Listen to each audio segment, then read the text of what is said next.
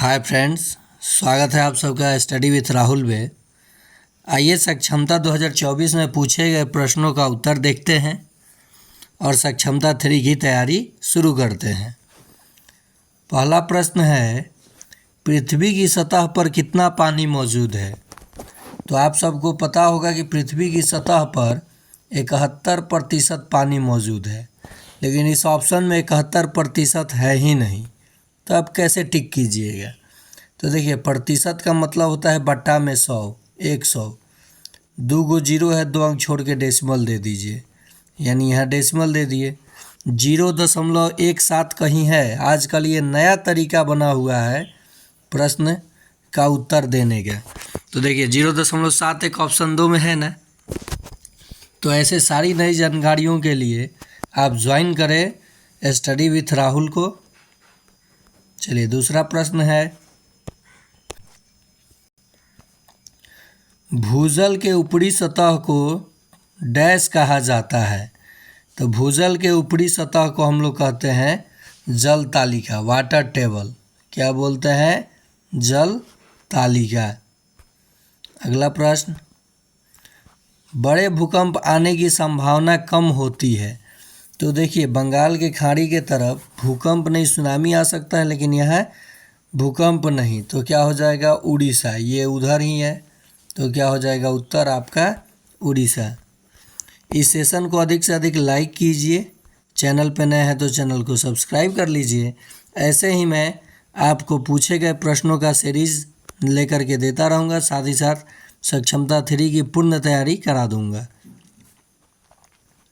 कई बार बंद परिपथ में बल्ब जल नहीं पाता। निम्नलिखित में से कौन सा बल्ब न जलने का कारण नहीं है? संयोजक भागों के बीच ढीला संपर्क हो सकता है, बल्ब फ्यूज नहीं हुआ है, जोड़ने वाले तार ऊन के बने हैं। तो ये आपका आंसर हो जाएगा 4, बल्ब फ्यूज नहीं हुआ है।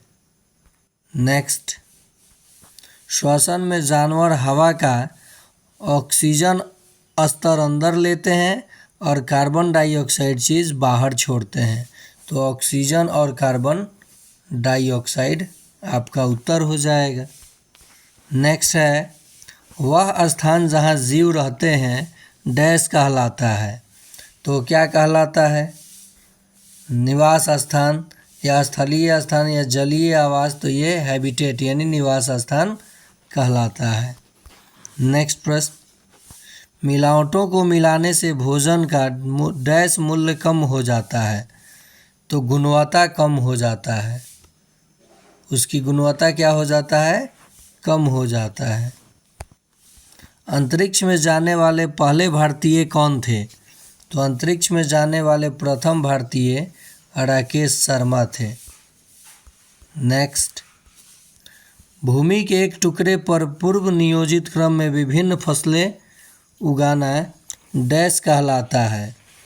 तो भूमि के एक टुकड़े पर पूर्व नियोजित क्रम में विभिन्न फसलें उगाना फसल चक्र कहलाता है। क्या कहलाता है? फसल चक्र कहलाता है। अगला प्रश्न है, हरित क्रांति का तात्पर्य डैश से है? तो उच्च उपज विविधता कार्यक्रम। हरित क्रांति के जनक बिहार में कौन थे? तो डॉक्टर एस स्वामीनाथन। उत्तराखंड के चमोली जिला से ये शुरू हुआ था हरित क्रांति। चिपको आंदोलन, ठीक है। ये है आपका हरित क्रांति, स्वामीनाथन, और वर्ल्ड में डॉक्टर वर्गीज कुरियन। नेक्स्ट, पसंद नापसंद पर चर्चा करते हुए एक छात्र कहता है कि मुझे और मेरी माँ दोनों को सांप खाना बहुत पसंद है। जब भी हमें सांप खाने का मन होता है तो हम पास के होटल में जाकर लिंग हुफेन खाते हैं। यह छात्र डैश का होगा? तो यह हांगकांग का होगा। हांगकांग का लोग सांप का जूस पीते हैं, सांप खाते हैं। प्लेग है? तो प्लेग होता है जीवाणु से, यानी जीवाणु से जनित बीमारी है। अगला प्रश्न, निम्नलिखित में से कौन सा खाद्य उत्पाद पशु प्रोटीन का सबसे अच्छा स्रोत है? पशु प्रोटीन का, पादप नहीं कहा है, तो अंडा। क्या हो जाएगा?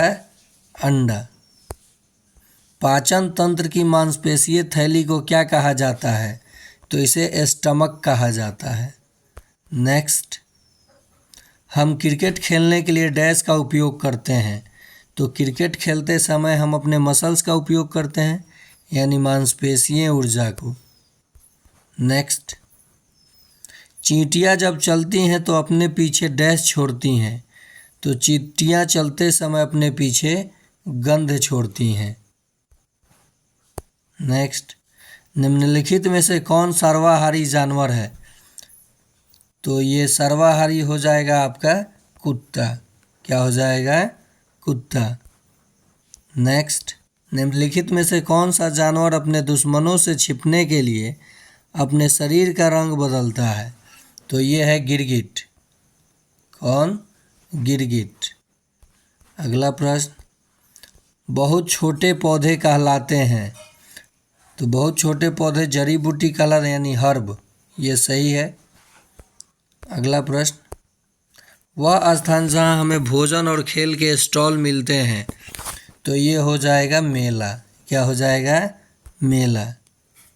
वह प्रणाली जो रक्त संबंध आत्मीयता पर आधारित होती है कहलाती है। तो ये क्या कहलाती है? रिश्तेदारी। अगला प्रश्न, तो ये रहा आप लोगों के लिए अंतिम प्रश्न। साथ ही साथ फिर मिलते हैं गणित के महामैराथन सक्षमता 3 के लिए। तो आप ज्वाइन कीजिए अधिक से अधिक और स्टडी कीजिए इस चैनल के माध्यम से।